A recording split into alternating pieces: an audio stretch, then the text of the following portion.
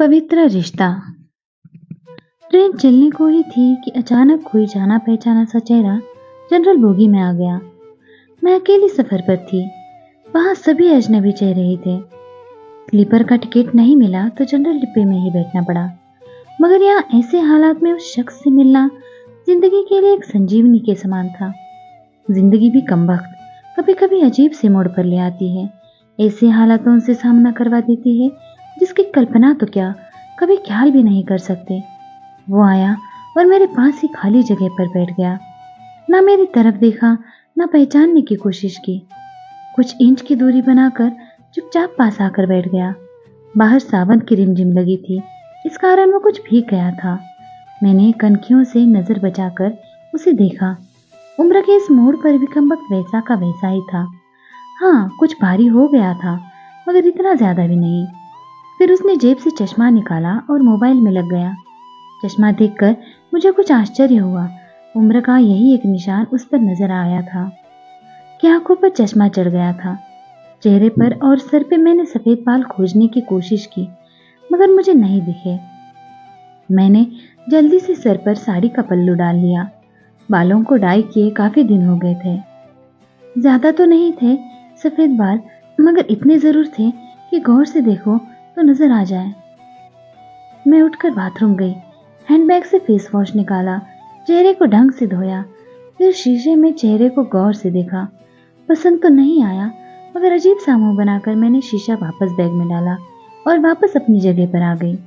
मगर वो साहब तो खिड़की की तरफ से मेरा बैग सरकाकर खुद खिड़की के पास बैठ गए। मुझे पूरी तरह देखा भी नहीं, बस बिना देखे ही कहा, सॉरी, भागकर चढ़ा तो पसीना आ गया था, थोड़ा सूख जाए फिर अपनी जगह बैठ जाऊंगा। फिर वह अपने मोबाइल में लग गया। मेरी इच्छा जानने की कोशिश भी नहीं की। उसकी यही बात हमेशा मुझे बुरी लगती थी।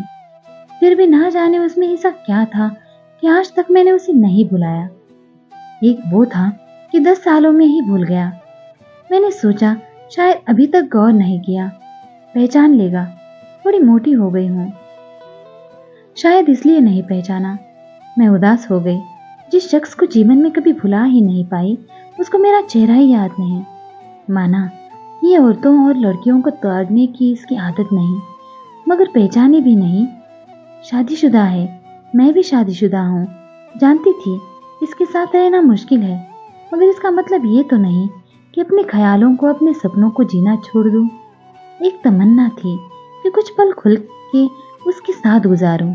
माहौल दोस्ताना ही हो, मगर हो तो सही। आज वही शख्स पास बैठा था जिसे स्कूल टाइम से मैंने दिल में बसा रखा था। सोशल मीडिया पर उसके सारे अकाउंट चोरी छुपे देखा करती थी। उसकी हर कविता, हर शायरी में खुद को खोजा करती थी। पर हाय, वो तो आज पहचान ही नहीं रहा। माना कि हम लोगों में कभी प्यार ही पिंगे नहीं चली, ना कभी इजहार हुआ। हाँ, वो हमेशा मेरी केयर करता था और मैं उसकी केयर करती थी। कॉलेज छूटा तो मेरी शादी हो गई और वो फौज में चला गया। फिर उसकी शादी हुई। जब भी गाँव गई उसकी सारी खबर ले आती थी। बस ऐसे ही जिंदगी गुजर गई। आधे घंटे से ऊपर हो गया।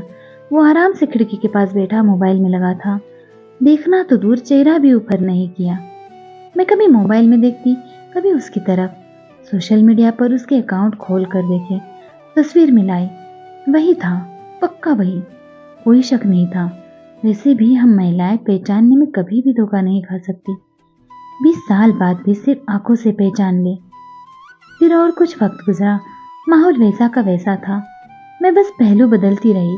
फिर अचानक टीटी आ गया। सबसे टिकट पूछ रहा था। मैंने अपना टिकट दिखा दिया। उससे पूछा तो उसने कहा नहीं है। टीटी बोला फाइन लगेगा। वो बोला लगा दो। टीटी कहाँ का टिकट बनाऊं? उसने जल्दी से जवाब नहीं दिया। मेरी तरफ देखने लगा। मैं कुछ समझी नहीं। उसने मेरे हाथ में थमी टिकट को गौर से देखा, फिर टीटी से बोला कानपुर। टीटी ने कानपुर की टिकट बना कर दी और पैसे लेकर चला गया। वो फिर से मोबाइल में तल्लीन हो गया। आखिर मुझसे रहा नहीं गया। मैंने पूछ ही लिया, कानपुर में कहाँ रहते हो? वो मोबाइल में नजरें गड़ाए हुए बोला, कहीं नहीं। वो चुप हो गया।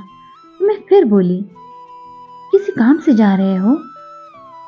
वो बोला, हाँ। अब मैं चुप हो गई।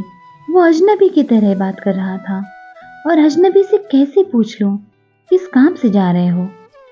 कुछ देर चुप रहने के बाद फिर मैंने पूछ ही लिया, वहां शायद आप नौकरी करते हो? उसने कहा, नहीं। मैंने फिर हिम्मत करके पूछा, तो किसी से मिलने जा रहे हो?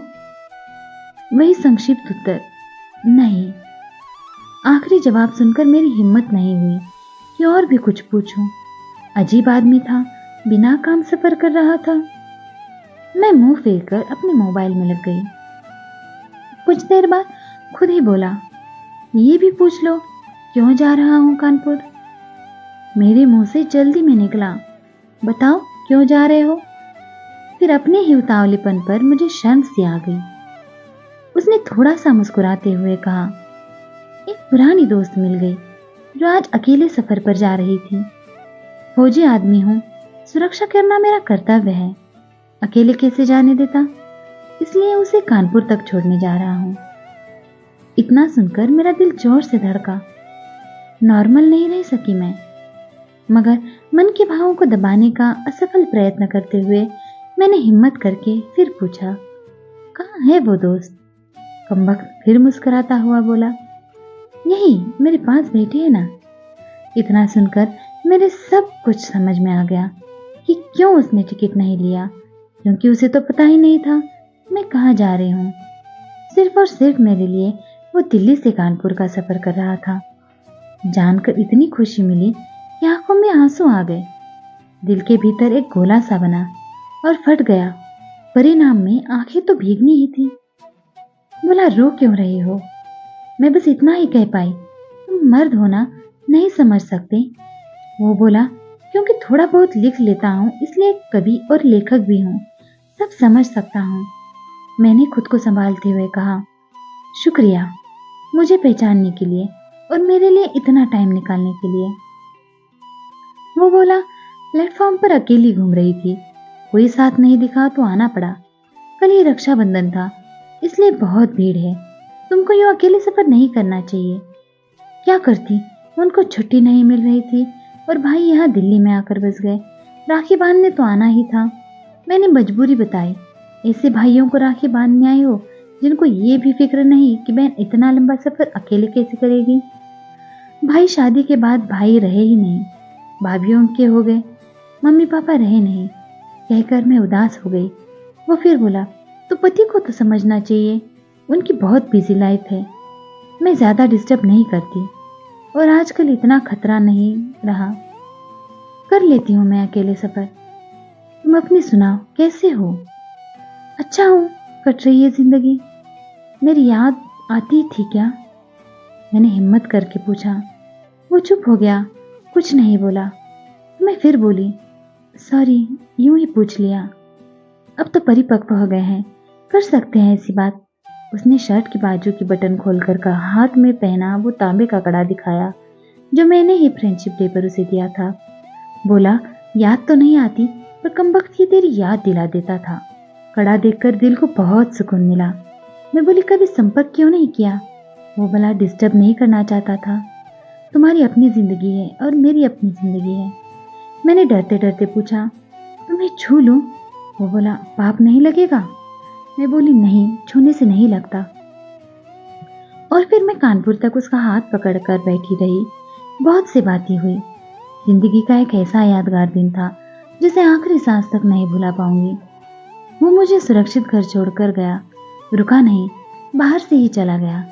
जम्मू थी उसकी ड्यूटी, चला गया। उसके बाद उससे कभी बात नहीं हुई क्योंकि हम दोनों ने एक दूसरे के फोन नंबर नहीं लिए। हालांकि हमारे बीच कभी भी नापाक कुछ भी नहीं हुआ। एक पवित्र सा रिश्ता था, मगर रिश्तों की गरिमा बनाए रखना जरूरी था। फिर ठीक 1 महीने बाद मैंने अखबार में पढ़ा कि वो देश के लिए शहीद हो गया। क्या गुजरी होगी मुझ पर वर्णन नहीं कर सकती। उसके परिवार पर क्या गुजरी होगी पता नहीं। लोक लाज के डर से मैं उसके अंतिम दर्शन भी नहीं कर सकी। आज उससे मिले 1 साल हो गया है। आज भी रक्षाबंधन का दूसरा दिन है। आज भी सफर कर रही हूँ, दिल्ली से कानपुर जा रही हूँ। जानबूझकर जनरल डिब्बे का टिकट लिया है मैंने। अकेली हूँ, न जाने दिल क्यों आस पाले बैठा है कि आज फिर आएगा और पसीना सुखाने के लिए उसी खिड़की के पास बैठेगा। एक सफर वो था जिसमें कोई हम सफर था। एक सफर आज है जिसमें उसकी यादें हम सफर है। बाकी जिंदगी का सफर जारी है। आशा करती हूँ कि कहानी आपको पसंद आई होगी। अगर पसंद आई हो तो लाइक, शेयर एंड सब्सक्राइब करना ना भूलें। वीडियो देखने के लिए आपका बहुत बहुत धन्यवाद।